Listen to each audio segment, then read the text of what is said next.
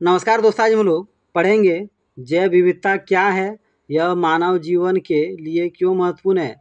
तो आपसे क्वेश्चन पूछ रहा है कि जैव विविधता क्या है, जैव विविधता से आप क्या समझते हैं और जैव विविधता मानव जीवन के लिए क्यों महत्वपूर्ण, क्यों जरूरी है। तो चलिए इसका आंसर देखते हैं। पृथ्वी पर विभिन्न प्रकार के पेड़ पौधे और जीव जंतु पाए जाते हैं।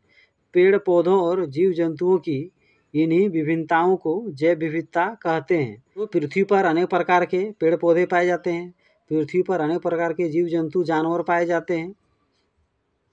तो इन्हीं पेड़ पौधों और जीव जंतु में जो विभिन्नता है उन्हीं को जैव विविधता कहते हैं। जैव विविधता नाम से भी आप अनुमान लगा सकते हैं। जैव मीन्स जो सजीव है, यानी पेड़ पौधे, जीव जंतु, जानवर, मनुष्य सब सजीव हैं। और विविधता मीन्स क्या होता है? अंतर, डिफरेंस। तो जीव जंतु, पेड़ पौधे, जानवरों में जो डिफरेंस होता है उसी को जैव विविधता कहा जाता है। यह मानव जीवन के लिए बहुत महत्वपूर्ण है क्योंकि मानव और दूसरे जीवधारी मिलकर पारिस्थितिक तंत्र का निर्माण करते हैं। मानव अपने अस्तित्व के लिए विभिन्न तत्वों पर निर्भर हैं।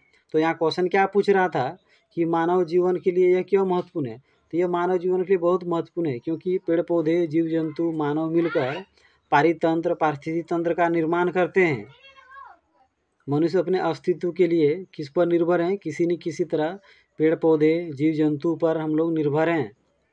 हम पेड़ पौधों से हवा, पेड़ पौधों से ऑक्सीजन प्राप्त करते हैं। जानवरों से विभिन्न प्रकार के खाद्य पदार्थ प्राप्त करते हैं।